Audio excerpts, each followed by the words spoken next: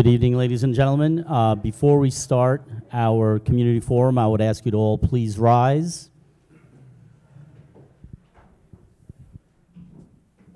Let's see, and Ms. Glassman, will you lead us in the pledge, please?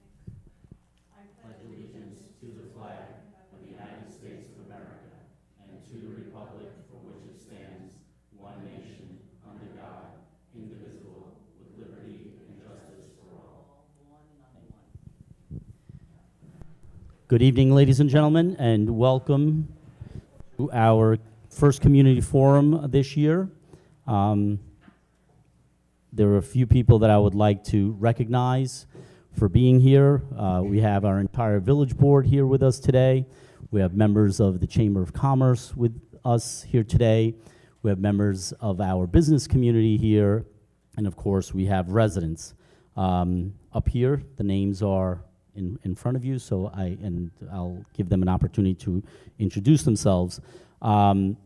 We've done a number of these community forums over the years and focusing on issues that are pertinent at that time. Some of you may have attended some of those community forums a number of years ago.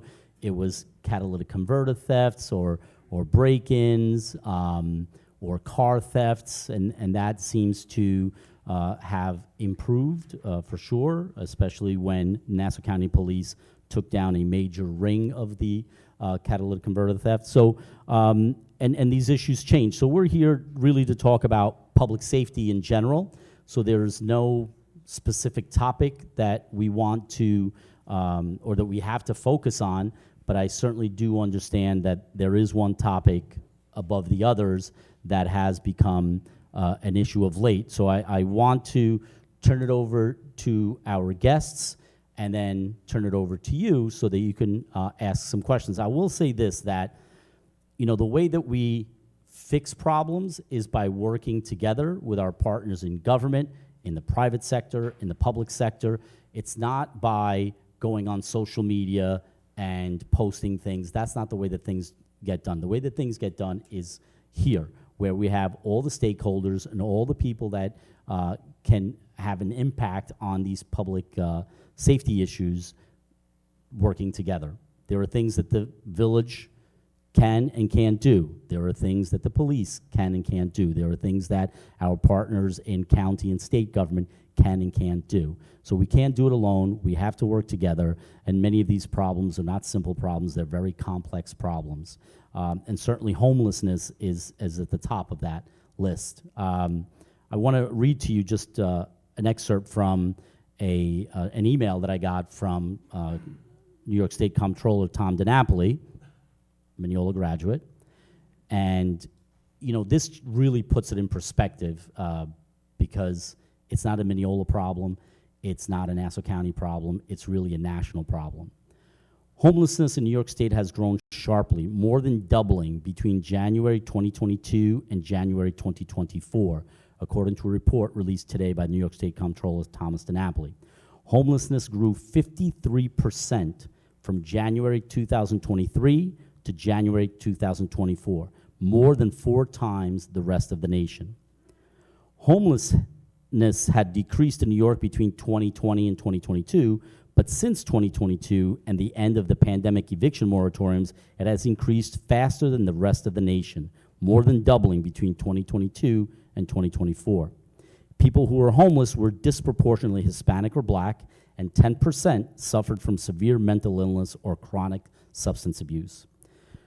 New York City, of course, drives these numbers for the most part, but the rest of the state's regions had increases ranging from 11% in places like Poughkeepsie and Dutchess County to 138% in Glens Falls, Saratoga Springs, and surrounding counties. Outside of New York City, Long Island had the largest number of homeless in 2024, followed by Westchester County and counties around Buffalo and Niagara Falls. I read this to put it in context that this is a problem that is multi-pronged. The causes are several, whether it's substance abuse or it is mental health, or it's just a matter of economics. It's hard for me to understand, right, before you start peeling down, how one of the wealthiest, if not the wealthiest county in the United States, the wealthiest region in the United States has so much homelessness? How is that possible? When homes in Mineola are going for over $1 million regularly, and people are clamoring to move here and surrounding communities, how is it that these numbers, and by the way, 1 in 3 homeless are children. The number of children who became homeless went from 20,000 in 2022 to 51,000 in 2024.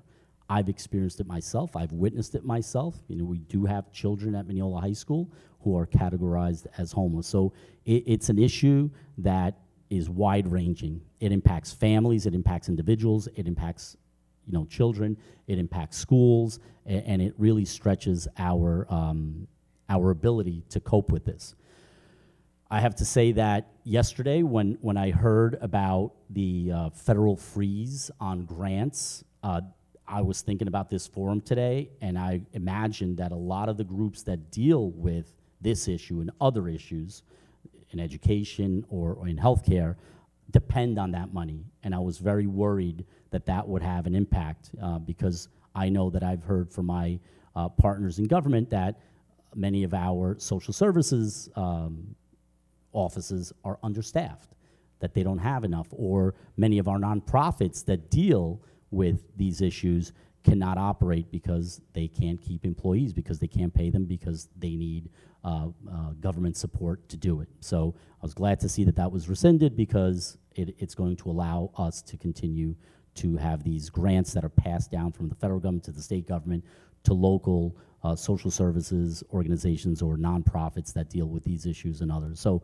I just happened to mention homelessness, but there are other issues that we certainly have our 3rd Precinct Commanding Officer here, Inspector Dolan. He can speak to a lot of the other issues, such as speeding and traffic issues or any kind of other crime-related questions that you may have.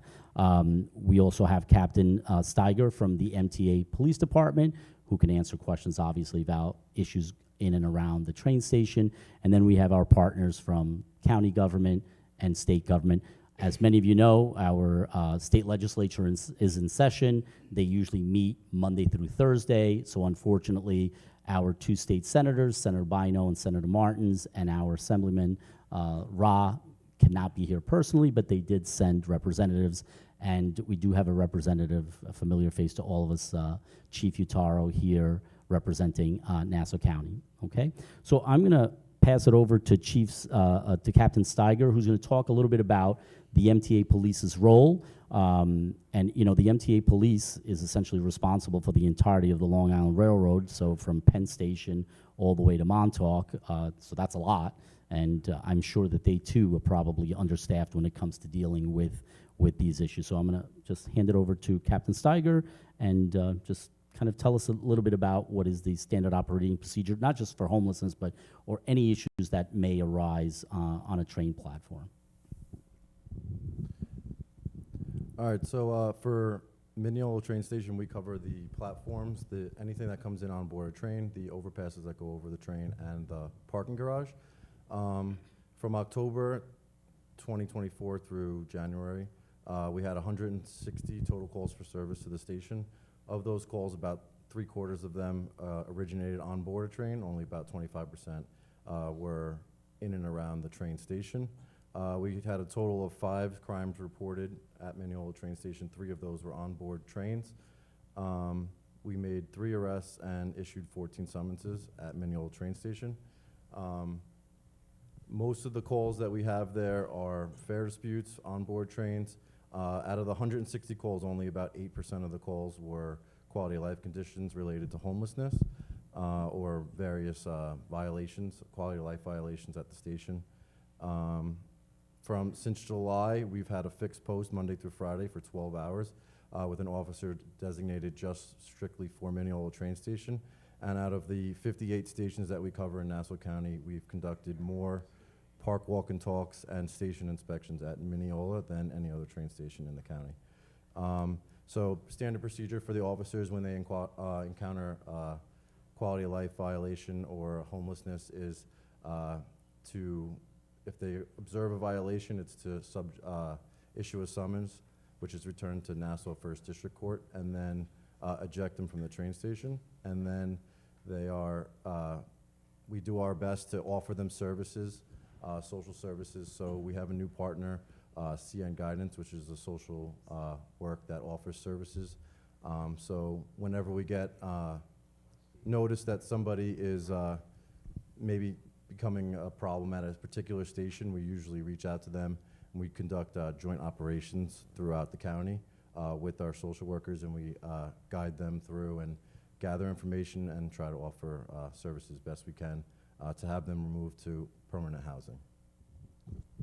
Thank you, Captain. And now I'm just going to hand it over to Inspector Dolan to talk globally about quality of life issues, public safety, and then touch and introduce also our much beloved POP officers that are here, boots on the ground, front lines. I do want to say that in response to one thing that Captain Steiger mentioned, I absolutely have noticed a larger MTA police presence at the Mineola train station. When I drop my wife off, when I've gone down there, it certainly has improved in the last 2 years. It is noticeable. Thank you, Mr. Mayor. Hey, folks. My name is Mike Dolan. I'm the commanding officer of the 3rd Precinct. I got here in about August. 3rd Precinct is the largest precinct in Nassau County. We averaged, 2024, we were a little over 100,000 calls, 911 calls. Mineola, I just tallied the numbers as I was sitting here for the Mineola postcards. It was somewhere around 15,000 calls for service for 2024. 15,000. Yeah, it's a busy area.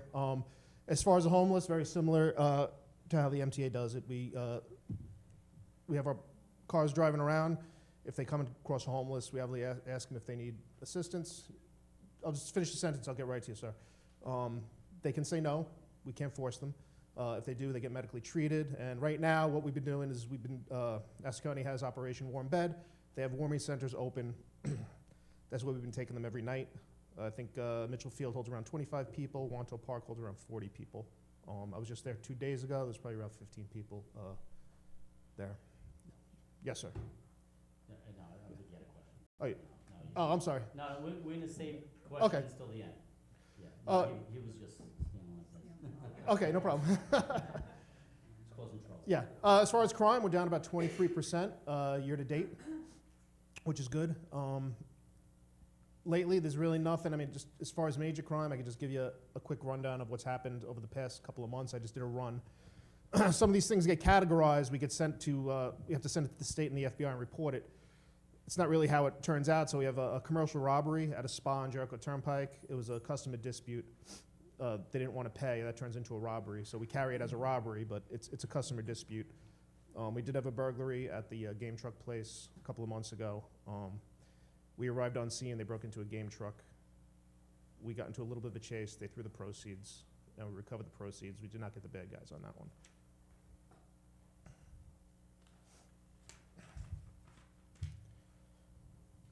Two felony assaults. They were domestic. A couple of, there's unlawful fleeings. That's when we go to pull somebody over. They take off. They don't stop. We usually get a plate. We give the detective. The detective tracks it down. And as far as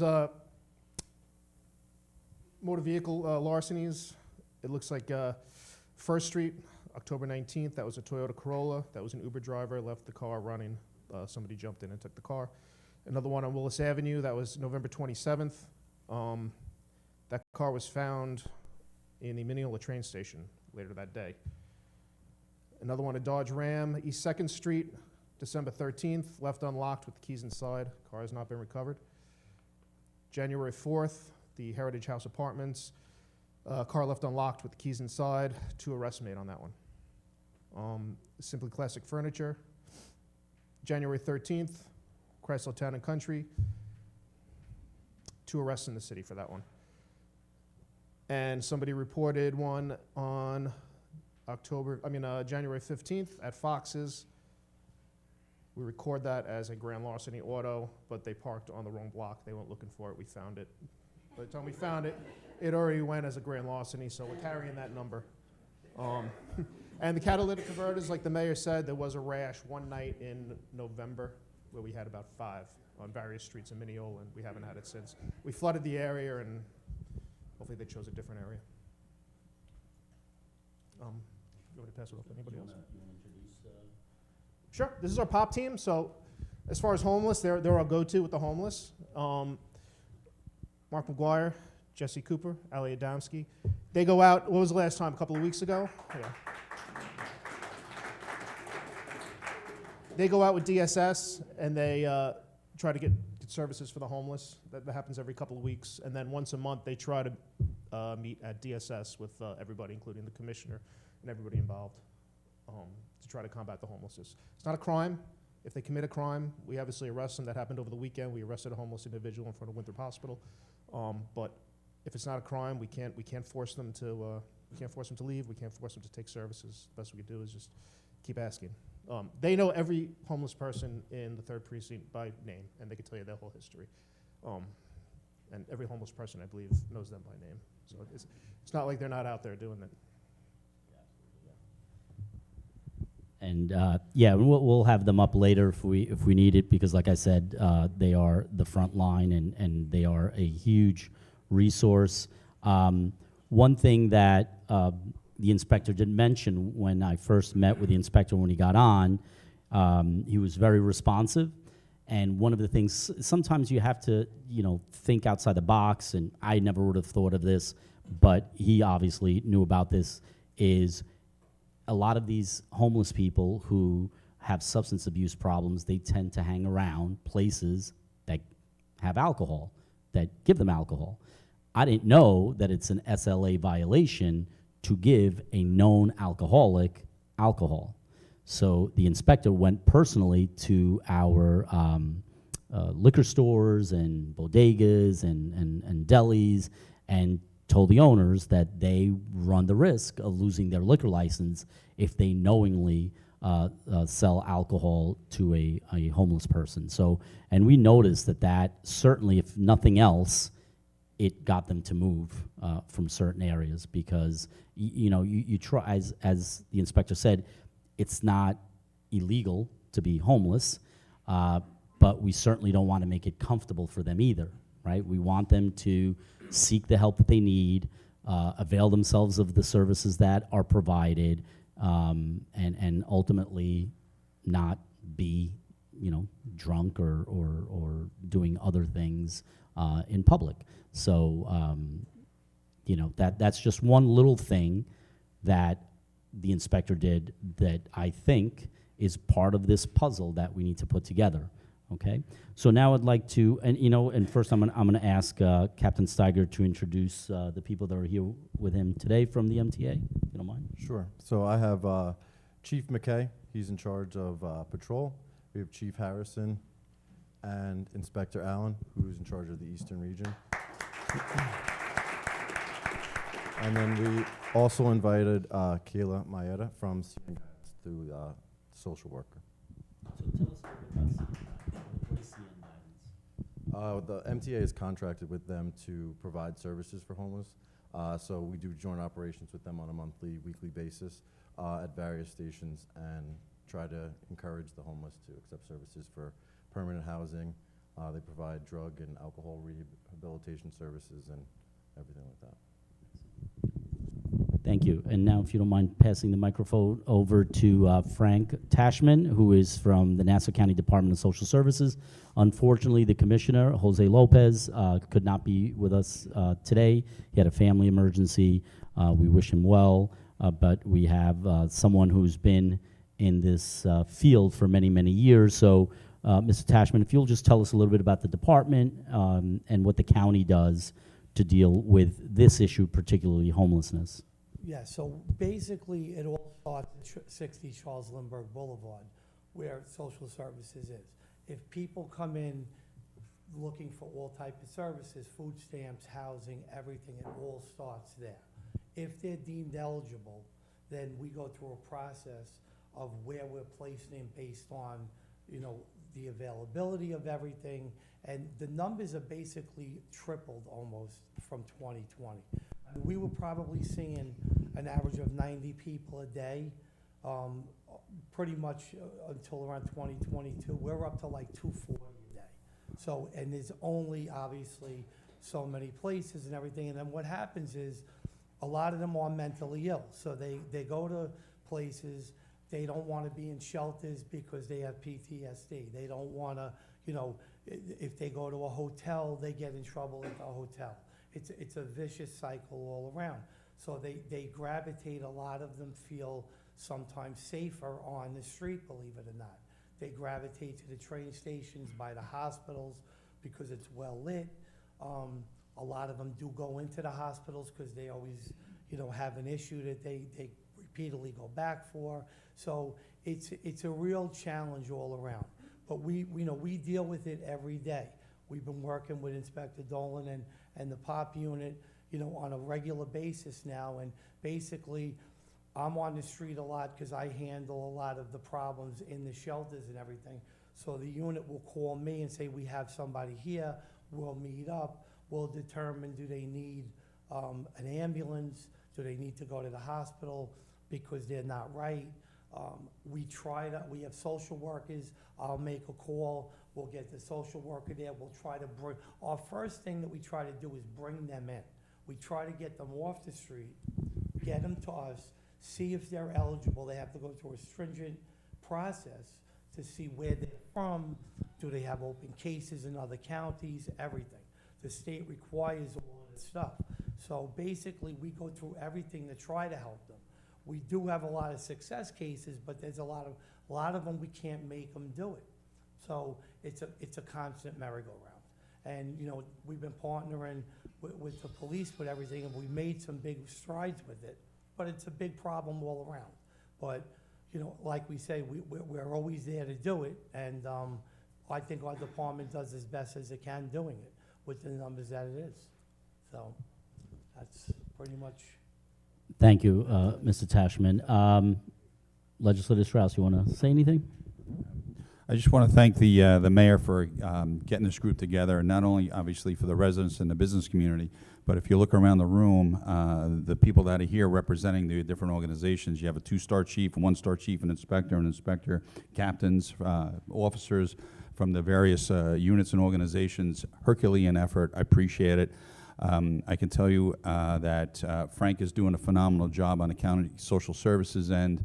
Jose Lopez, as the mayor mentioned, is unable to be here this evening, but he is laser focused and has got a special place in his heart for Mineola because he lives here. I live here as well, and I have a special place in my heart as well, and I understand it. I've dealt with it when I was the mayor. It's not easy to do, as everybody has mentioned here. I've met with some of the business owners recently, and we're all working together to find a solution for this. One of the things I could tell you that it is, although Mineola residents, thankfully, are incredibly generous, but sometimes that works against us. And not only Mineola residents, but people coming off the train to work in Mineola, or residents who are getting on the train to leave Mineola, are giving our homeless people money, food, clothes, and as the mayor said, that's why they stay. I'm going to say pre-COVID, kind of like before Christ and after Christ, pre-COVID, when I was sat in Paul's seat, one of the homeless people was making $150 a day.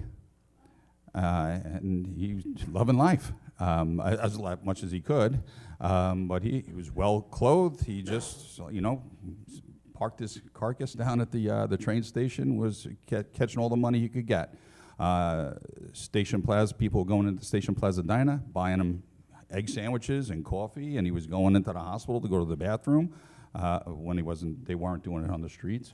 So as generous as we are as residents and commuters, as hard as it is, and no, we don't like to be callous, right? We hold the door for people and we let people in. We say thank you most times, and when we wave to people, we usually 5 fingers. But we have to try to stop providing them the ability to remain where they are and get the services that the county provides. The homeless shelters, we have food banks. We have one in Mineola. There's the inn. The Veterans has a tremendous one in the county where you could go in and get free food. But why leave Mineola when we're generous, and to a fault, but it's a problem for us. So folks, I donate to an organization like the social service organizations that bring and provide assistance to those homeless people that deserve it. Giving money to them, it's like, you don't feed, give them what they need, not what they want, because what they want, they don't know what they want, and they're going to continue to stay. If they continue to make the money that they're making and they're going to continue to get the food that they're getting, they're going to continue to stay. But thank you guys for coming out. It shows the buy-in from the community, and certainly the buy-in from these organizations and entities, government and otherwise, of why they're here. It's important to everybody here. So thank you, Mayor, for this. Thank you, Legislator. I just want to say a couple of things that, well, first of all, the reason why we have these different levels of government, because I've heard from many of the people that are here at different levels that, state law impacts what they can do, the bail reform laws or, medical holds, et cetera. County is the one that provides the staffing for the social services department. So we need all of those things to be in alignment. It's difficult because although you would think that an issue like homelessness wouldn't be political, everything is political. So it's about funding, it's about law, it's about who controls what aspect of it. And my job is to try to, and frankly, not to kick the can over to the other side of the fence, but the village of Mineola is the one who has the least power, authority, ability to deal with issues like this, no more than we have to deal with the issues that the inspector enumerated before, grand larceny and thefts and battery and things like that. We don't have a police department. We don't have a social services department. We don't have, social workers. We don't have, homeless shelters. We don't have the ability to take these people, or the authority, frankly, to do anything. But I will say this, that what I've learned is that many times this is complicated. This past summer with Officer Adamski, we had a habitual individual who was always down on Mineola Boulevard in front of Spaghettini. The owner of Spaghettini is here. And we had to try to get him moved. And, one day Officer Adamski said, I think we got him. He's accepting services. We're going to bring him down to Charles Lindbergh. And then it turns out that he gets too much in Social Security. He doesn't qualify, right? And then it's like, wah, wah, wah, right? But he's spending the money for Social Security on alcohol, not on renting a room, not on, housing. He's spending it on, drinking. But when he shows his income, now he doesn't qualify for housing. So there are so many layers to this, right? There are so many layers to this that, and each situation is unique. Each person has their own story. As Officer Adamski has told me, she knows their whole family history. This guy used to live in Mineola. He was married. He got divorced. He was an alcoholic. He has children, or he had children. And we see this story repeated. I would think that nobody becomes homeless on purpose. Nobody wants to be homeless, right? I would certainly think that most people would not want to be in that situation. We also have representatives here from Ed Ra's office, and we just had a representative here from Senator Martin's office. And the reason why I invited the state government is because I want them to take this back up to the state and say, hey, we need the support, we need the funding, we need the staffing, we need a plan that's from the top down. And I understand that New York City, the numbers are off the charts, but it's not just New York City, right? It's not just New York City. It's here as well. So let's, and I've always thought that, when we elect our state representatives out here on Long Island, it's not about electing Democrats or Republicans. It's about electing people that will protect our quality of life against the city. Not that I have anything wrong against the city, but the city gets all the attention, city gets all the money, city gets all the funding, and we don't want to get lost in that equation and make sure that we get what's fair for us. So, and I think it has, and to mention another story, Commissioner Lopez, when he first got on the job, within weeks, he was out there personally in his car with Officer Adamski and the other POP officers looking for homeless people, trying to engage with them directly. He doesn't have to do that. That's probably not in his job description. But we called him, and he answered our call, and he's done that. But as people have said, it's difficult. For every success story, you know, you have 3 or 4 that are not successful, but you keep trying. You keep trying. And I can say this, that the perception, because it's where we live in Mineola, is that homelessness is a Mineola problem and that it's the mayor's fault, right? Homelessness is not a Mineola problem. There's homeless in Carl Place, in Westbury, and New Hyde Park, and Garden City Park, and Floral Park, and Allie could probably give you all those numbers. She'll tell you how many. There are 8 here, and 11 there, and 12 there, and 16 there. They're everywhere, okay? It's not a Mineola problem, and it's not anybody's fault. It's not my fault or their fault or anybody's fault. It's an issue that we have to deal with as a society. But I want to make clear that this forum is not just about that. I just knew that I had a lot of interest from especially our business community downtown about having this. But certainly we're here to answer any questions that you have about any concerns. In the past, we've talked about not only catalytic converters, we talked about scams. I mean, listening to what the inspector was saying, car stolen, keys left in the car. Car stolen, doors open, keys left in the car. Car left running. I mean, we kind of have to do better, you know? We have to do better. So with that, if nobody else, Chief, do you want to say anything? I mean, you know, and I'm going to do a shameless plug here, but there's a segue because I have a lot of people in the room. If you missed it, yesterday's Newsday announced, the state announced that Mineola was given a $1.1 million grant for our community center. So we're really happy about that. And I say that because what I want our state officials and our county officials is to show us the money to deal with these public safety issues. So take the message back to the county executive that social services has to be fully funded and fully staffed. Take the message to Assemblyman Ra and Senator Martins, and I met with Senator Bino last week, and I spoke at length about this particular issue, and she has a lot of experience. She dealt with housing, so she has experience in this area. So what we want is, I don't mind getting all the blame, but I want there to be solutions. With that. You can promise anything. Oh, trust me, I won't. And if you want to talk about fire safety, you can do that as well. Yeah, I mean, basically the county fire marshal's office, we cover a couple of different things. We have a hazardous materials response division, which supports the fire service, your Mineola Fire Department. We also have a fire investigations division. So when you do have a fire in a home or business, they respond with the county police arson bomb squad. They work together to discover the cause and origin. Obviously, if there's something of a criminal nature, they investigate it with the detectives. But the biggest tool is to categorize why these fires happen, how they happen, and how to best get the word out to the fire service and work with the community to prevent them from happening, such as this time of year, space heaters, the thing that's always in the news, lithium-ion batteries, battery energy storage systems, all that kind of stuff. We try to make sure that we keep good statistics, and we use those statistics to work and improve our fire safety and our outreach.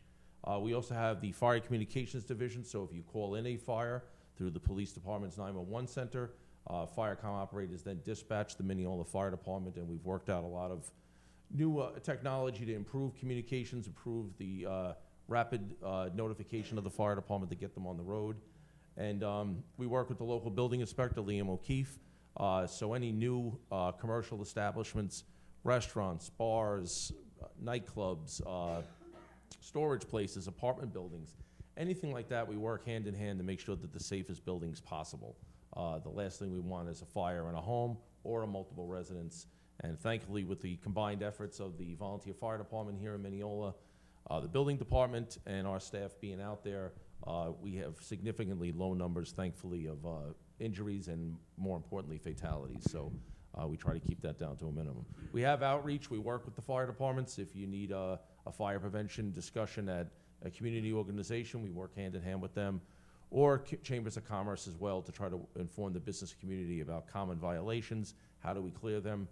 We get no special excitement out of going to a business and writing them tickets for locked exits or systems out of service.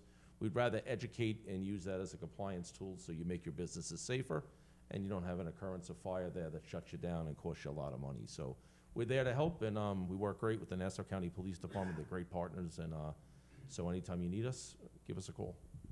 Thank you, Chief. I also want to recognize our Chief of our Auxiliary Police, Michael Spey, is here, our eyes and ears for sure, and they do it for a great price. Great price. Although she's not sitting up here, we do have Jennifer Martin, the Chief of Staff of Senator Bino, so thank you. Okay, with that, I'm going to ask our village clerk. He's going to grab the microphone. So if you have a question, please raise your hand, and we will do our best to answer any questions that you may have. Don't be shy.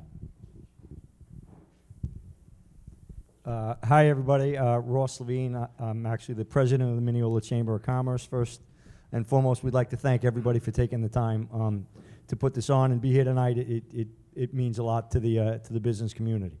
The question that we're going to ask, and Mr. Mayor, you referenced it earlier with the liquor stores and the bodegas. It seems like when a systematic process is implemented, that's when you see the most successful results.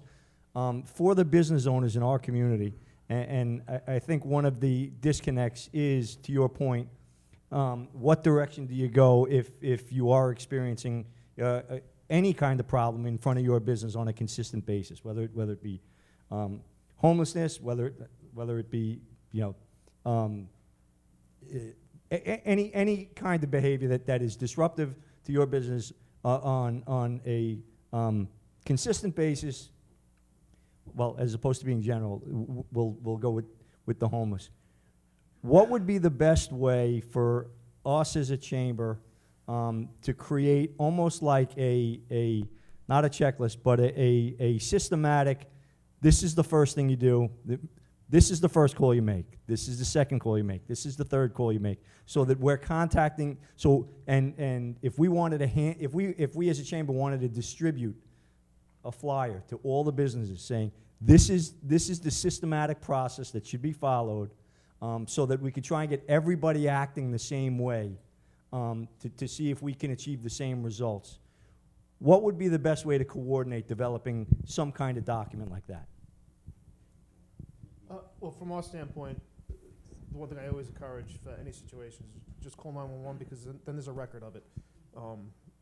That's the best way that I can go back and say, hey, 10 times in the past week, something like that. If there's no record of it, then I can't prove anything.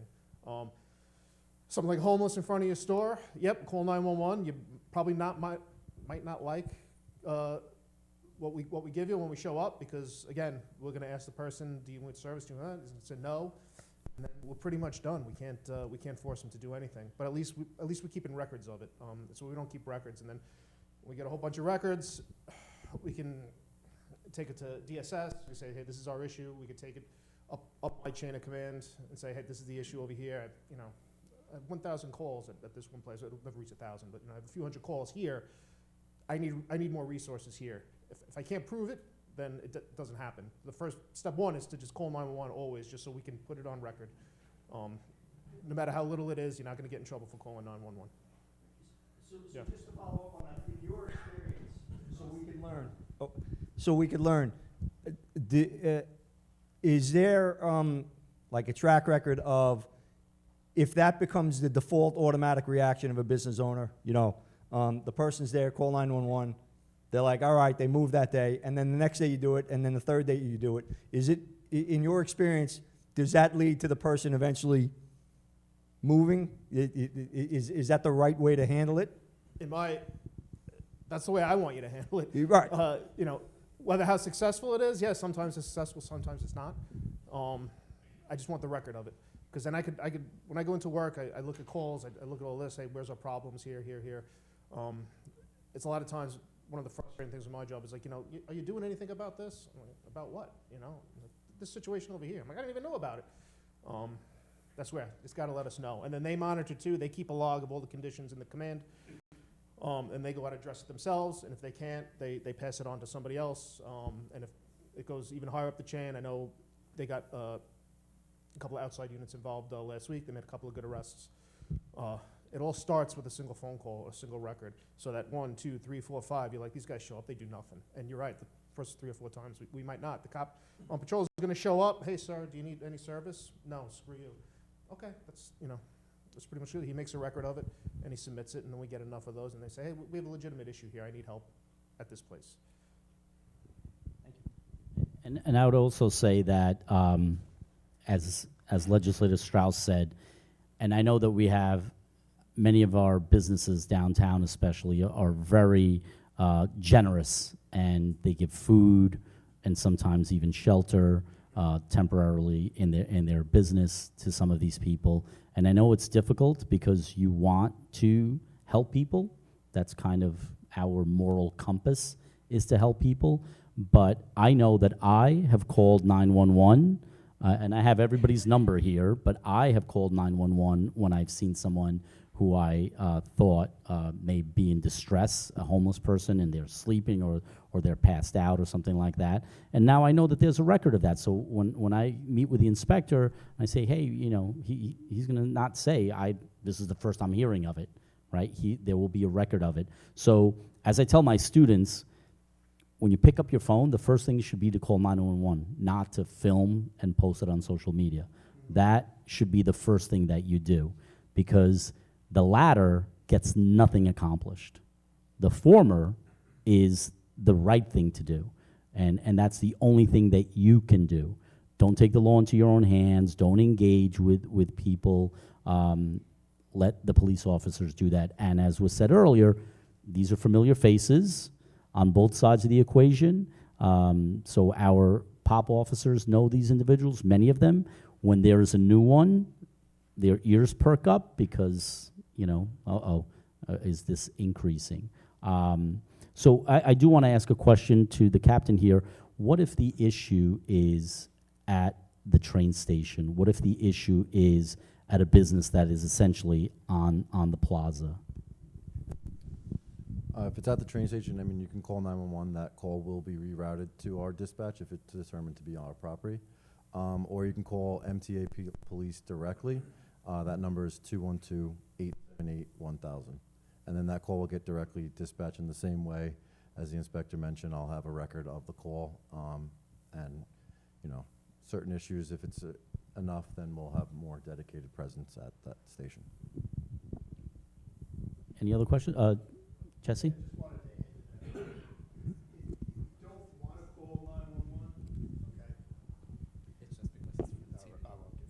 I'm on TV, yes. If you don't want to call 911, you should call 911, but if you don't, you have something, you're not sure what it is, Nassau County has a complement or complaint system. So you go to www.pdcn.com. It's Nassau County's police website, and there's a compliment or complaint section. And I go through those all day long on my email. That's what I do a lot. I do a lot of emails. Okay, so if there's something going on from a business, or if there's something going on and you're not sure, and you want to just complain about it, or if you have a compliment, whatever it may be, you put it in through that system. It'll go to the precinct that problem is happening at, okay, and we'll eventually get it. It's an email. It's not emergency, all right? So we might not get to it right away, but it's a compliment or complaint system. It is very effective. We do get a lot of information through that. So, if you don't necessarily want to call 911 for something, you can use that system. But it's non-emergency stuff. Okay, guys? Just want to add that. My name is Lou Panachuli. I'm also with the Mineola Chamber. Maybe this question is best asked of the POP officers. Approximately how many homeless do we have here in Mineola?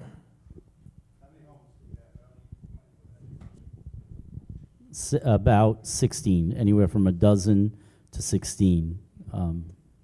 It fluctuates, and that's pretty consistent with the other train station communities along the main line. Is that pretty accurate?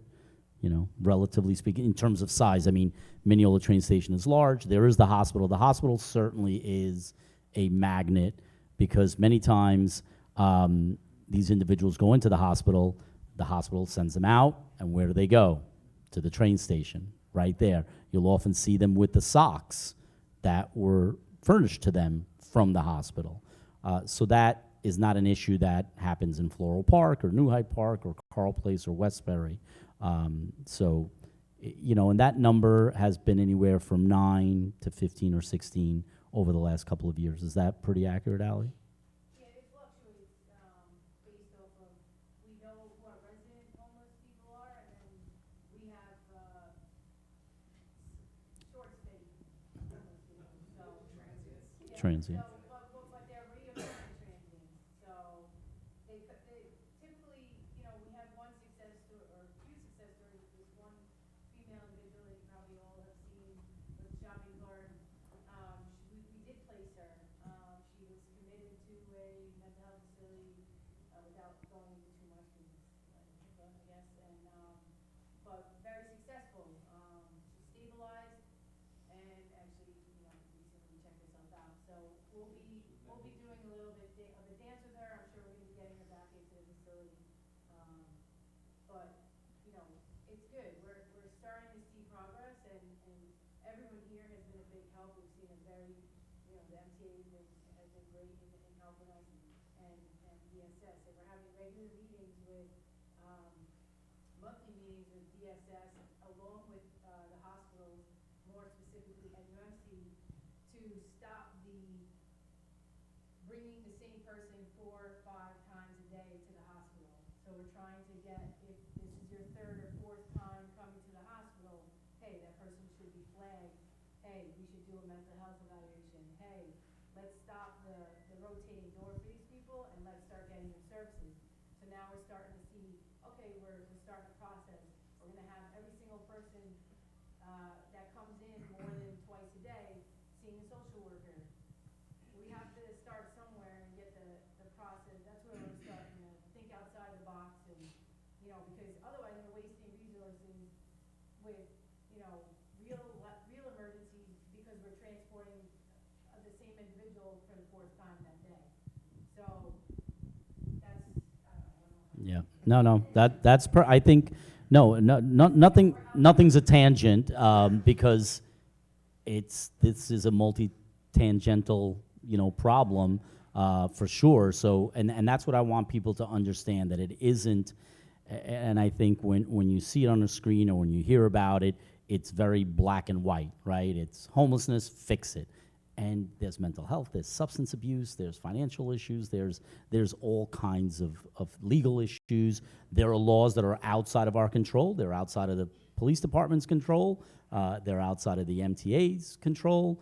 And there are many different people who have an impact on this, but yet the solution always tends to fall to the people at the bottom of that barrel, local government, local police departments, and the people who are making those laws, which may have been well-intentioned, but when you can't hold somebody for longer than a few hours, that makes the police officer's job that much harder, and that makes it that much harder for that person to be able to get that help. We're not celebrating yet with the one individual that was just mentioned that I think everybody knows, but we're cautiously optimistic that hopefully she's getting the help that she needs and hopefully doesn't return. But we also know that there's a lot of recidivism with this. It's not, you're one and done and you're all of a sudden you're, living the life. Any other questions? Hi, my name is Mary Ellen. I own the Chef's Corner at 95 Mineola Boulevard.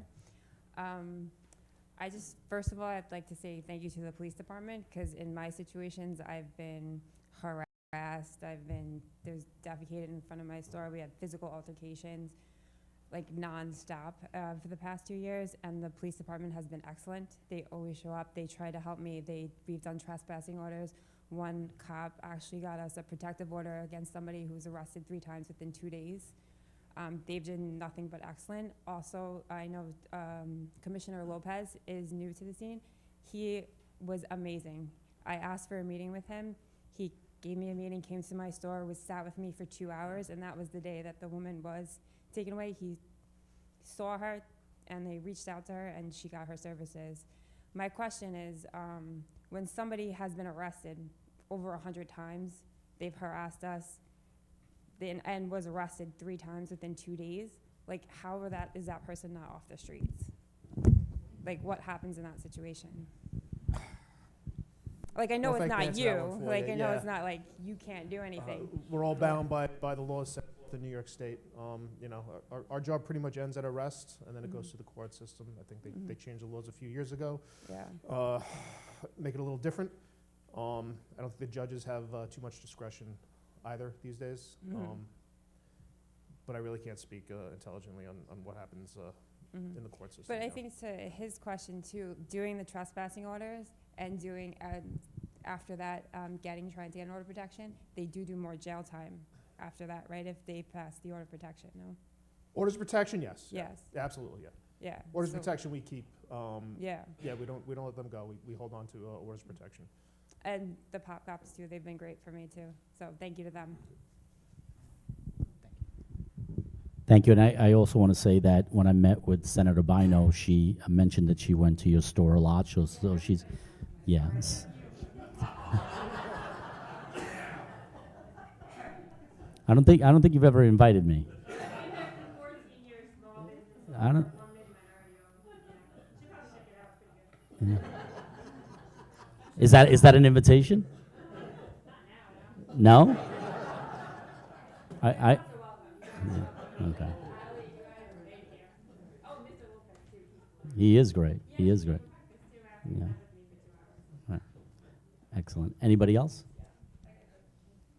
Good evening, everybody. My name is Bill Green. I'm also a member of the Chamber of Commerce. My business is on Jericho. I was a past president, so I've heard about what's been going on, and this is not the last year or two, and I'm sorry for what you're going through. It sounds to me like it's really up at the top. So I think that Senator Martins and Senator Bayonne and Assembly Ra need to change this. I also have had 1 or 2 incidents, and now I know for 911, I've had customers accost outside and verbally cursed at and abused, and my customers come from all over, and with social media today, it just needs to be 1 or 2 of those events where they say, hey, I was at Santos and I got verbally abused on Jericho Turnpike, beware.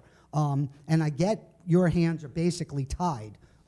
As I'm understanding this, and I've understood this for a number of years, so it sounds to me that you guys are handicapped because of the state and their laws. So to your point, you got to wait until she gets an order of protection before somebody can get arrested. And I know Mr. Lopez very well, and you guys are all doing a great job, but it seems to me that all of us need to put a little bit more pressure on the higher-ups, that if there is an issue with somebody, it shouldn't wait until that poor pizzeria down there, he got his windows broken, and now I understand he's moving out of town. And I don't want to see a business. I'm a business owner, and as many of us are, and I live and work here, and I love this community. And it's hard to keep a business here. And when it's something like this and it distracts and turns people away from coming to town to do business, and we're all handicapped or strapped here, I think we all need to put pressure on the higher-ups to be able to change it so that the police department and the POPs and social services can do their jobs better and help all of us. Thank you. And that's why we're doing this, and that's why this is the first community forum where we've invited guests from all levels of government. And I will say this, that it is going to take all of us. I am in constant contact with the POP officers, in constant contact with the inspector, with the MTA, with DSS on a regular basis. So we do what we can do from the village's perspective to get the resources that we feel we need to deal with this issue, whether it's downtown or up here on Jericho Turnpike, wherever the issue may be. Any other questions? Good evening. My name is Will Havern. I'm a member of the Chamber of Commerce as well. I have a question. What behaviors trigger an officer who responds, whether he's in a patrol or a POP officer, to issue a summons. Because I believe Mineola is one of the 2 towns on Long Island that has an aggressive panhandling ordinance. Yeah, we do. We do. What was that was actually passed under Mayor Strauss. My understanding, and here's the problem with that, is yes, we passed that. The person making the complaint would then have to wait there until the police officer came to make the report. Most people who are being aggressively panhandled are on their way to work. They're running to catch a train, so they are not likely to do that. So I don't know how often this has been used, but yes, we do have an aggressive panhandling law. That is another tool that the police officers can use if they choose to, but that would mean that the person making the complaint would have to stay to make a report, I believe. Yeah, generally violations that would have to happen in our presence. Like a harassment, right off the chart, like a harassment complaint, we would have to have the person swear out an affidavit for us to prosecute that. We can't prosecute it on our own. Well, please explain what an officer does if he gives an appearance ticket for the homeless person to appear in court, I guess. For aggressive panhandling, No, what behavior, what triggers it? you need a crime. A crime would have to be committed. Well, examples of what crimes. Generally, most crimes, we do not issue appearance tickets for in Nassau County. Most crimes, we take you to the station house, and we'll give you at the least a desk appearance ticket, but we're going to photograph you and print you and run you through DCJS and all that. We're not going to issue too many things on the street. The most common thing we issue on the street is shoplifting under a certain amount. We'll do it on the street and give you a court date, usually 2 weeks later. That occurs a few hundred times a week. I see here the third. Public intoxication, we're usually not issuing a summons because if they're intoxicated, we have to take them to the hospital. We can't leave them out on the street because then if they get hurt, then, you know. But aggressive panhandling. I'm sorry? Public lewdness would be an arrest. We would not, there's very few. Most things what we would issue an appearance ticket for on the street outside of shoplifting would be village or town ordinances. Most everything else, we're taking you into the station house at least for a few hours. Most things we're bound to release you. We're bound by law to release you. Very few things do we keep you overnight. But yeah, you're coming with us for a few hours. Very low level things would be an appearance ticket.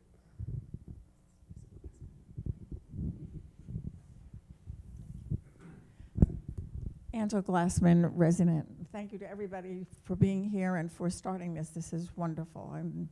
I think all the residents are appreciative of you folks coming down. But I did have a question with regard to the 2 food banks you mentioned in the inn, and then there's another one at Mitchell Field.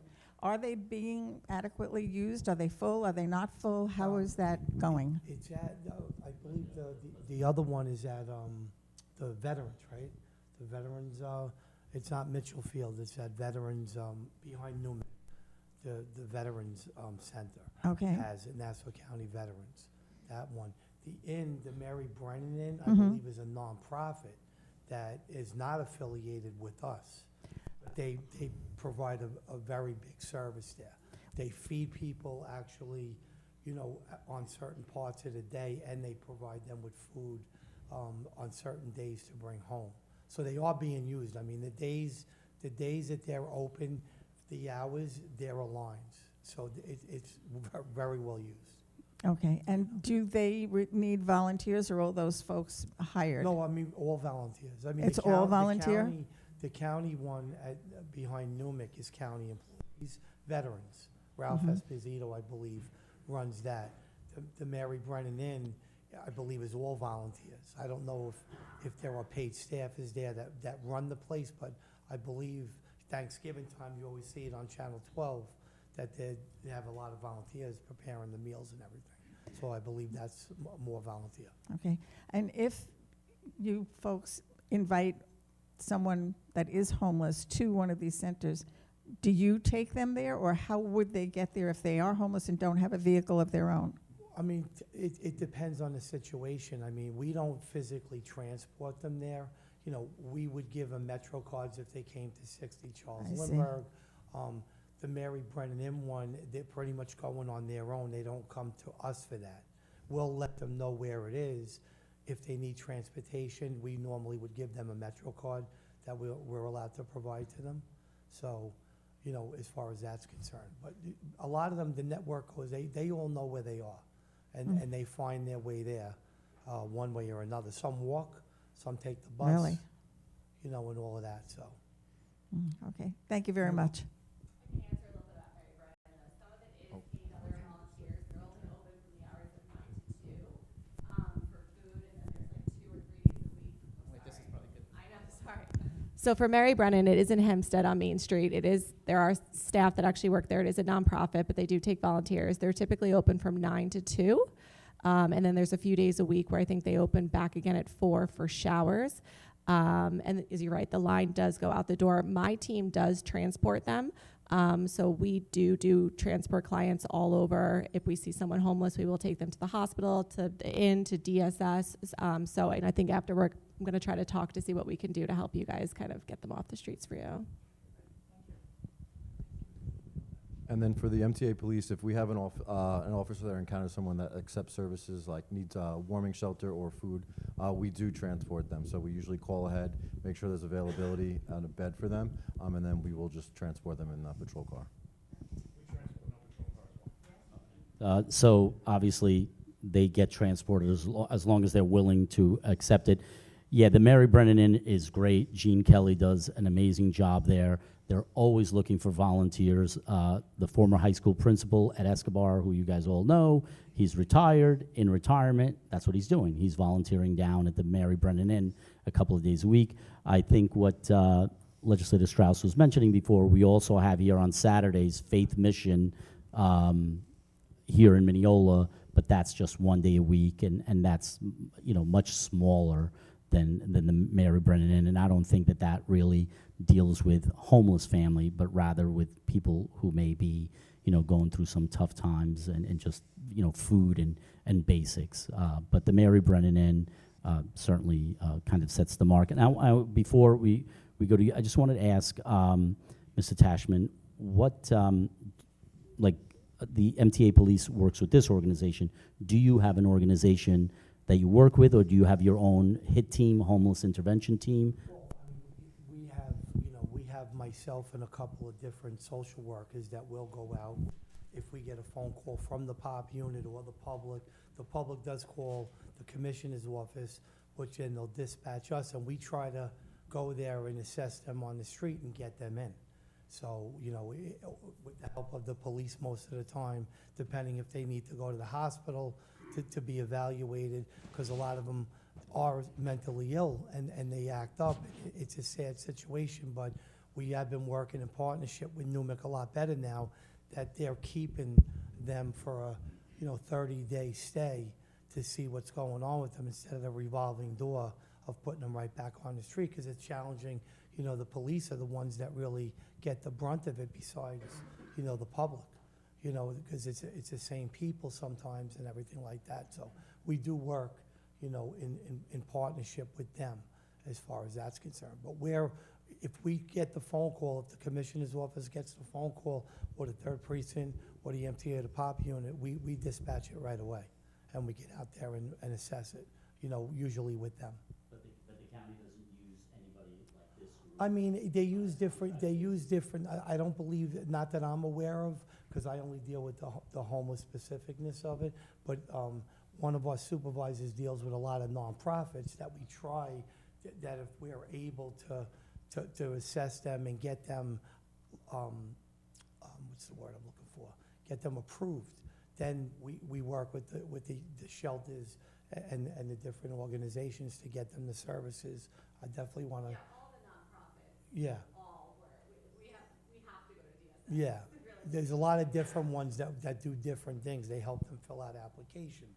They help place them. They help, clothe them and find, necessities for them. So, different units work with different people, yes. Good evening. I want to tell you about another scam that's going on. On my cell phone, I got a notice of a violation, parking, whatever it was, a violation or something. And they said, if you want to clear this up, touch your phone and they'll send you information how to clear this up. Well, using my kidneys up here, I decided to go to the motor vehicle over to the violation department, gave them my card, and I had no violation. You got the same thing, buddy. You got the same, see? So beware of that, all right? Number two, you're all worried about homeless. I'm going to ask the police officer, will he support ICE if they come into Nassau County? What are you laughing about? It's serious. Okay, so the policy of the police department, we never ask somebody's immigration status. We haven't. I've been doing this job for 28 years. We have never asked anybody's immigration status. We want people to call us, and we want to help people. What's going to happen with this new, I don't know. Okay, that's I fair. have no answer for you with that. But we have never asked anybody's immigration status, regardless. If they call the police, we do not care. We're here to help. Okay. And the MTA there, do you have more police now in the stations? Because that poor woman got burnt to death, and they saw a policeman walking by doing nothing. And they caught that on film. That was, I believe, the subway. That was the jurisdiction of the NYPD. But we do have more officers in Nassau County. Each officer covers about 10 to 12 Nassau stations. County or in New York? And we have more officers in New York City as well. Yeah, because I took the subways when I was in construction, and it was safe then. Now it's out of control. So, The subways is primarily jurisdiction of NYPD Transit, which is not us. I don't know if you heard that, but subways are not MTA police. They are NYPD transit police. oh, okay. So it's different. Then So why- you have to take it up with them. Then why are they putting congestion pricing in? They shouldn't be even up there on the streets when you say there's something else. They're kidding us with the congestion pricing. Yeah, That's illegal. That's definitely an issue that doesn't, although I probably agree with your view on congestion pricing, I don't think it falls under the category of public safety. But I will say that in terms of, your question about ICE, the numbers of homeless in New York City were driven up by the migrants and by New York City being a sanctuary city. Nassau County is not a sanctuary county, and so I think I can say with a great degree of confidence that of the 12 to 16 homeless that we have in Mineola, they are not somebody that ICE would be coming after. Right. Yeah. So. Yeah. If it does come in, Freeport, Roosevelt, all that, where they hide some of these people, that they would cooperate with them. ICE would cooperate with Nassau County and vice versa. I think that that's probably above everybody's pay grade up here. Those are decisions that are made way above all of our heads, starting with the governor. Okay. Anybody else with any questions? Yes. Good evening, everyone. I was fortunate enough to be on the board of the Inn for many years, and it is an amazing organization. Gene Kelly and Rob Camera have done remarkable things. There was an event called the Day of Thanksgiving in November, and Gene was taking all the guests around the facilities for a tour. And there was a note that, because I was always, myself, you always thought the number of people that were homeless that go to the inn for the hundreds of thousands of lunches that they serve, 360, it's only Monday through Friday. She was only single digits of homeless people that are using the facilities. And they have the Center for Transformative Care for those people who are coming in who need to be given readjustments and how to begin to be able to be put back into society, to become citizens like all of us are in this room. But my biggest concern is, are there any villages or any cities to look at who have had homeless situations who've been able to whatever way they were, to put it under control, because homelessness is here forever. But are there any places that you could be a case study and study how they have dealt with it? Because you said that there are 12 to 16 people on the streets. Are those numbers always going to be like that?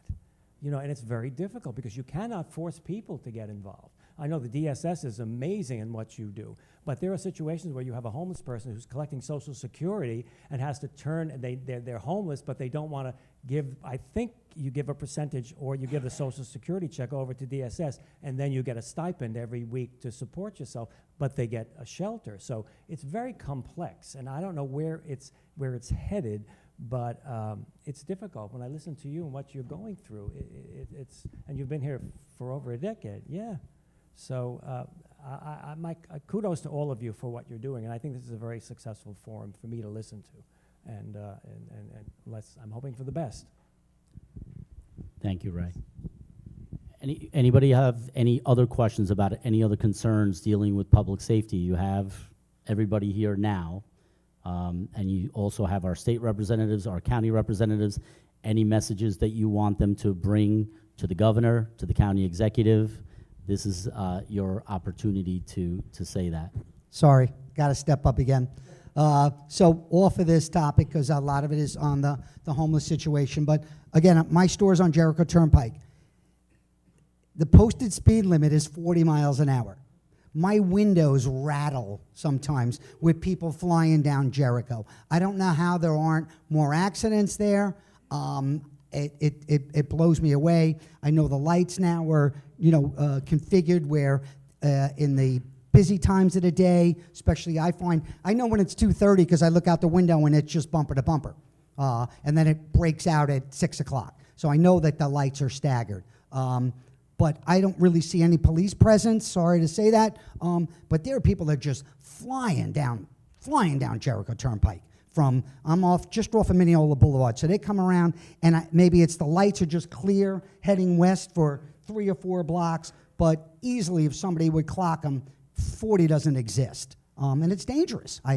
There's also people, another great example. So I have, as you know, the $250 a year gets me free parking across the street in front of Jericho Turnpike. I don't have to feed the meters. There's a special use permit, which is great for me. I don't like to take spots up in front of my business because I want my customers to be able to park there.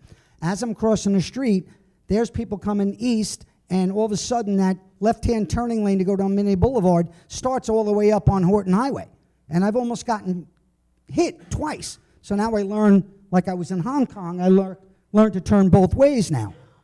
So I don't really see a lot of presence down there. I do see a couple of police every once in a while in the parking lot next door, but I would love to see somebody to sit on Jericho once in a while and just, do a little radar check on some of these speeds. So that's from front of my store.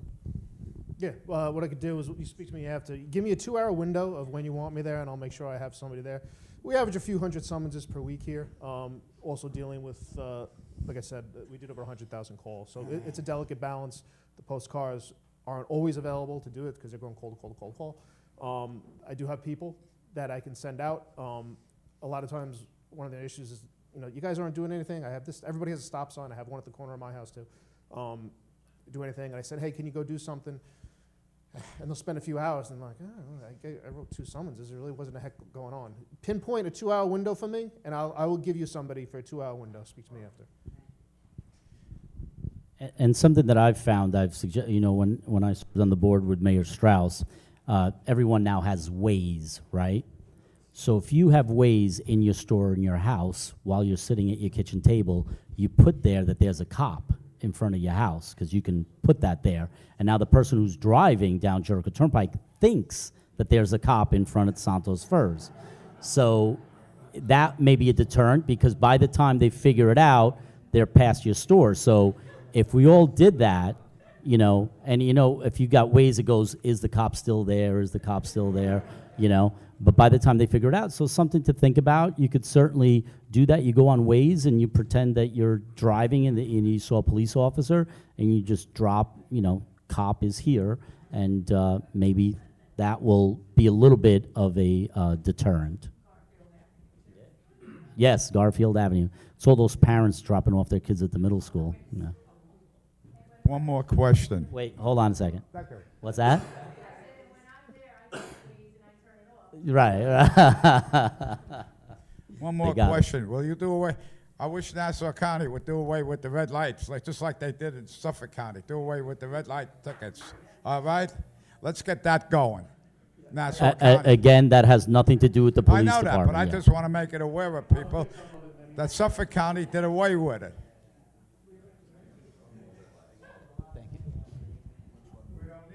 What's that? Any other questions? So you you could certainly reach out to my office, to the clerk's office, if you have any questions or you want anybody's contact that was here tonight. But I think the things that you can do, as was said today, first and foremost, regardless of what it is, call 911. Right? Mayor, one more question. Okay, from sure. Somebody We got just time. asking about like the e-scooters and them riding around, not following the traffic laws. Anything that can be done about that? It depends on the classification. I'm not really up to speed on the different classes of mopeds. Are you guys familiar with it? No.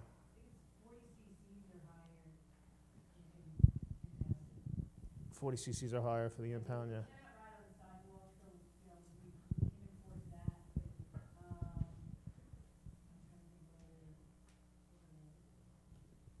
It's case by case, but If- if it's a motorized scooter, you're talking about the moped looking things or the? E-bikes, the motorized scooters. Yeah. Do you want? You can talk. It's okay. I'm a little shy. I live right by the middle school, and I see them go right through the stop signs. Sometimes they're coming to pick up another child, so there's two of them standing on the same scooter, the flat, regular scooter. Yes. They go through the stop signs. They don't wear helmets. I think the e-bikes are good to go. I don't think there's anything that prevent. Oh, the flat ones? Yeah. Yeah, I don't even know if we can impound those. I'll find out and get back to you. Somebody's going to get hit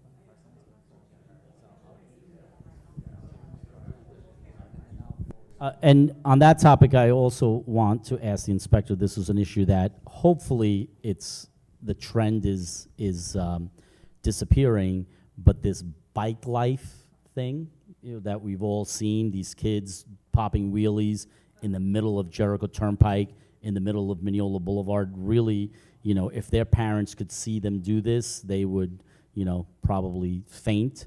Obviously, it's the winter now, so not as many of them out, but have you seen a decrease in that, or, how have you handled that?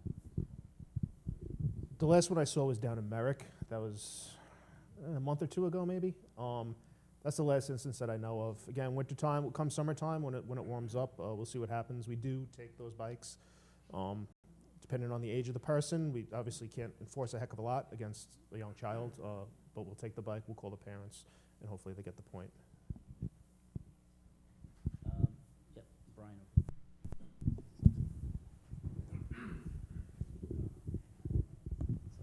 Hi, I have a store near Station Plaza. I have seen a lot of people complaining regarding homeless for the Station Plaza. I have seen the homelessness issues increasing. People are not walking around over there a lot. The foot traffic has become much less because people are scared to walk in because there's people, pretty much there are 2 or 3 homeless people always over there who are known faces. I'm sure she knows which I'm talking about. And today I had an incident too, again, from I don't know if it was a homeless guy or what, but when I called 911, I was kept on a hold. I got an answering machine that we are busy and we'll call you later. I had to press the panic button. The cops showed up 25 minutes later. So, That's not how our 911 system works. no, I called 911 from the store and I get the answering machine like, we will call you, like, we are busy and we will get back to you. Nobody answered the call right away. I'll find out. You tell Yeah. me, if there's a lot of The cop did show up, but after 2 cops showed up with the car later, but after 20 minutes, I was like shocked. Like after pressing the panic button, the guy's in the store, how do I tell him to get out? I couldn't even tell him, like, I'm telling him to get out of the store. He's like, he's threatening me in the store. And let us be, and I don't know if she's noticed it, but we don't have foot traffic at all in our area anymore than what we used to have. I've been there for past 1 year. The traffic is getting less day by day. I don't know if she agrees to it, but the traffic is getting less because people have, like the pizza store next door who had the break-in with the door, the glass broke. People don't come in what they used to come in before. I'm sure the Station Plaza, she must be knowing much more about the people who are over there. Anybody else? Brian, do you mind giving the microphone to Ally? And Ally, if you want to add anything, or the Pop Cops, any of you? No, you don't have to. You said plenty, but if you just, is there anything that we? This was the guy who broke in the store today and threatening me that he threatened me that he will come back again. Yeah, he's new. You have my email, don't you? I gave you my card. Okay. But I was shocked, like 911 getting a I have to tell you, I've never heard of that, but I did hear the call come over the air. I didn't. It took them 25 minutes. Okay, so. I was just going to say, anybody has any other kind of quality of life issues or whatever, see us after the meeting. We'll give you our card, we'll give you our email, and just give us a call. We'll exchange information, and we'll begin to work on whatever issue that it is that you may have, any kind of quality of life issue. But then All right. I walked up to the next door to the bar where he was thrown out of the bar before me. When he was going to the bar next door, he was thrown out from there and then he came to my store. yeah, please. So one other thing you can do is if the police respond and the individual is still there, you can ask the police officer that you want this individual trespassed from your business. This way it gives us the tool to identify them. The cops did take a picture of the guy and they went looking for him, but I think they Okay. But in the instance where these people hang around and they come into your business, which Mary Ellen knows, if they're in your business or in your store, we can trespass ban them. So the next time that they show up and they enter your store, we can affect the arrest. So definitely if he comes back and bothers you again, just call 911 once again. how do we get the awareness to the people that it's safe to come over there? I'm sorry, what? Like how do we tell the residents of Mineola that it is safe to come over there and walk by? Well, I would argue that in spite of what we're talking about here today, Mineola is a very safe community. That bears out by the facts. Nassau County is very safe. Okay. I'm here every day for the last 47 years. I live on Mineola Boulevard. Yeah. Okay. As I said, we're next to the third busiest train station in Long Island. We're next to one of the largest hospitals on Long Island. These problems are not exclusive to us, but they are exacerbated by those two facts. And the village can only do so much, right? As I said before, what the village handles by law is zoning, land use, special use permits, construction. We don't have police power. We don't have arrest power. We don't have social services. That's why I invited all these people here today, so that they can help us deal with this issue. It's not that I don't want to own the issue. I own the issue. I want my businesses to stay in Mineola. It's hard enough to be in business. I understand that. But, and like I said before, blame me all you want. But let's work. And no, I'm just saying, and I'm not saying you blame me all you want. I'm just saying anybody. But let's work together, okay? Let's work together. Because when, Mr. Billmeyer, have you learned how to put it on silent? Oh, but I can say that every time that Mary Ellen called me, I called Ally, or I called the inspector before Inspector Dolan when that happened. Every time she called me, I would call her. Every time you've called me, I've called you back, right? So, what?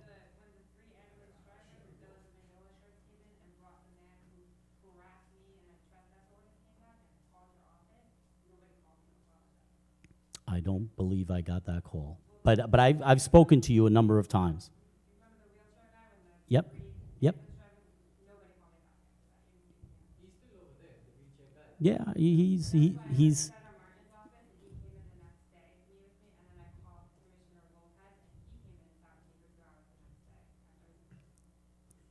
Commissioner Lopez, the commissioner of DSS, right? Yep. Yep.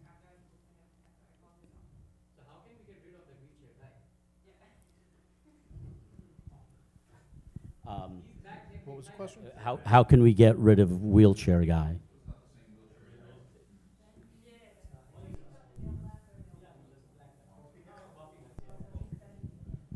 Which one?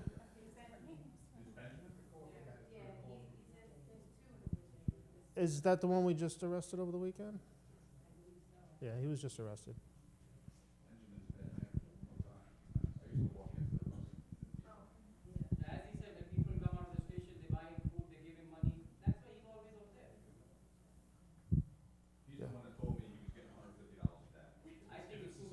Yeah. If any of them commit a crime, they're ours for the night. Other than that, we ask them to accept services. And like I said, we can't force them.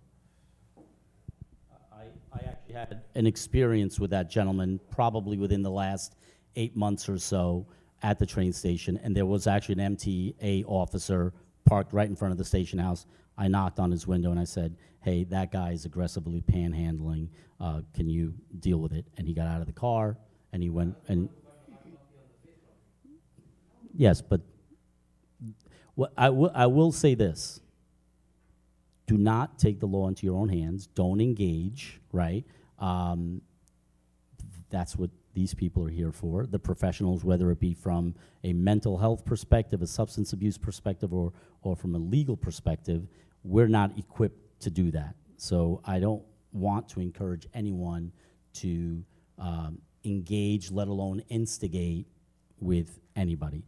Call 911. I drive, I see, I call 911. I just say, I think this guy's not doing well. I think there's something medically wrong with him. They're going to come down. And I think the more we call, hopefully, either the person moves on or eventually the police will have enough to make an arrest or to have the person committed. You know, the case of the woman that we were talking about earlier, that's years in the making.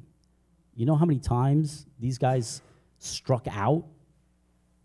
Day after day, week after week, month after month. Okay?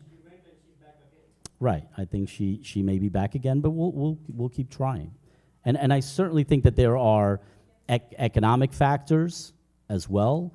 If the economy gets better, and if people have jobs, and if people have an ability to earn a living, perhaps we'll see an improvement. But when I was a young kid going to Mineola High School or Mineola Middle School, there were homeless people in Mineola. We knew who they were. They hung out under the bleachers at Hampton Stadium. It's not anything new, and I think, 40 years from now, there will be homeless people in Mineola and just about everywhere else.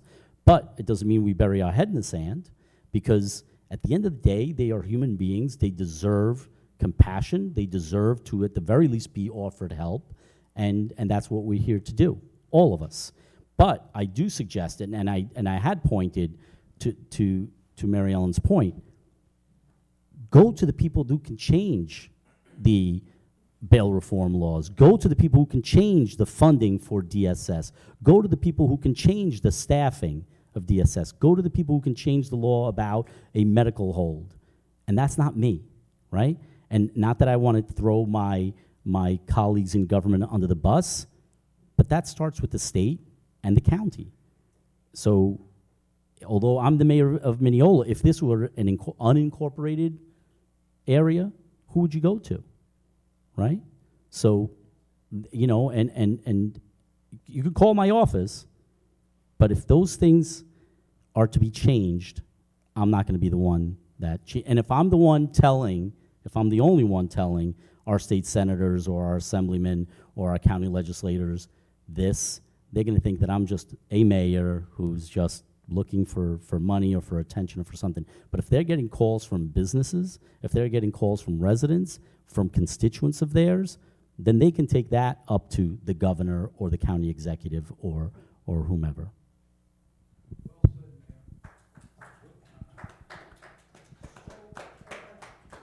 As far as the pop cops, thank you guys. Is it possible for her and for them, for somebody from the third precinct to be able to walk around and actually show presence, like the old days when we used to have that cop on the corner?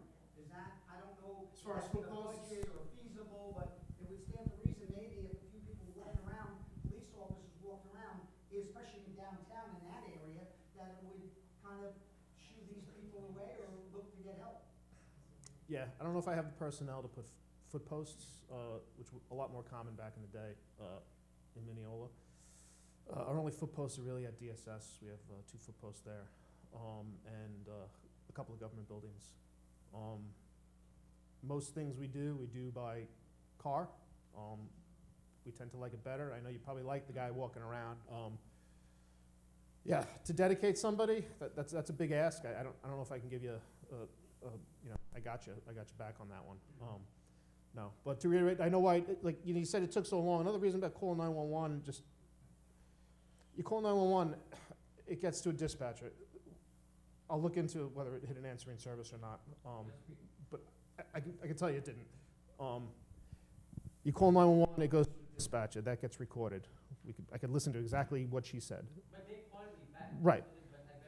She goes to the next terminal, I'm sorry, the 911 taker. She gives it to the dispatcher. I can look up what she said. I can look up what time she told my cop in the street, what time he got it, what time he acknowledged it, what time he hit the gas. I'll cause a GPS and we have body cam. I know everything is tangible when you call 911. So he's saying this didn't happen, this didn't happen, this didn't happen. I can go back, all right, let me see. And I can tell you what time he got the call, what time he showed up, and then I can watch his body cam and see how he handled the call. There's accountability everywhere. So that's just one of the reasons that, if you hold it to your vest and then put it on Facebook, whatever group you belong to 2 hours later, I can't help you. And that happens quite a lot, and it's very frustrating. And we can't fight social media. I look sometimes and go, ooh, if they knew the truth, But, yeah, it is what it is.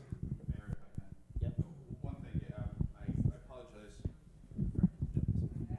Thank you. I apologize. I had to step out and take a call. So I don't know if it was mentioned when I was absent, but I don't know if the inspector said this, but I know he said call 911, but don't call the station house. As the inspector mentioned, everything when you call 911, it's cataloged. The time you call, the conversation's recorded, the dispatch to the police officers is all recorded. You call the station house, they may be one of hundreds of calls that come in, and it's not actually cataloged, because all they're going to do is probably call 911 themselves. So you're better off calling 911 yourself. You're not taking I didn't mean to speak for you, Inspector, but as far as I know, you're not taking a police officer from a more important rape, robbery, murder, homicide, whatever. The calls are listed in priority order, and eventually they'll get to you. I know it seems like it's, you got this guy in your face, he's confrontational, and you need help, and that's a priority call.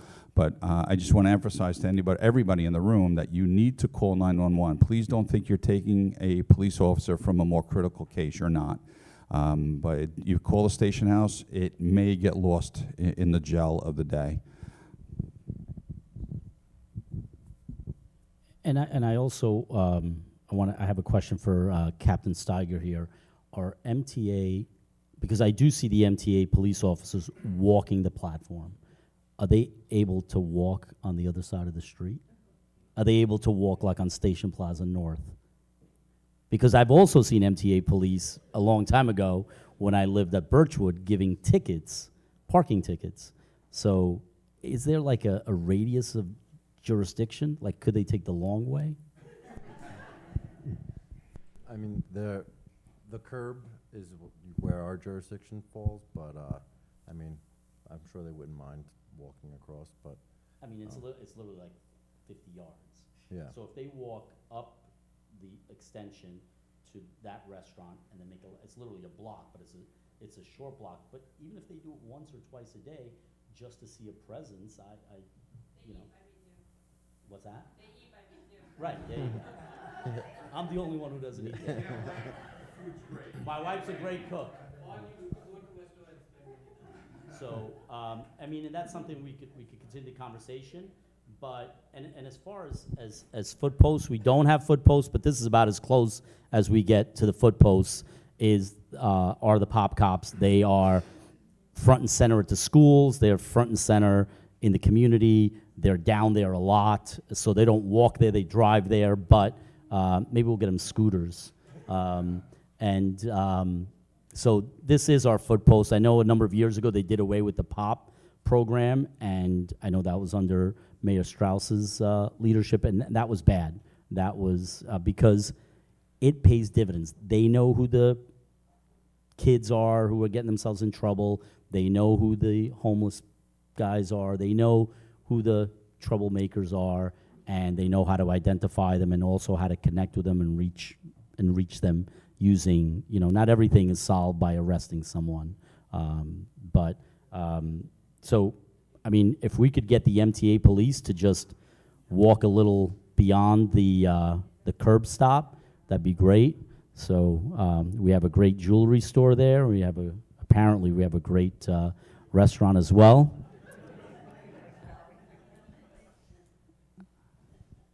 Anybody else? Any other questions? No? Okay. I'll entertain a motion to close. Thank you, everybody. Thank you for coming out.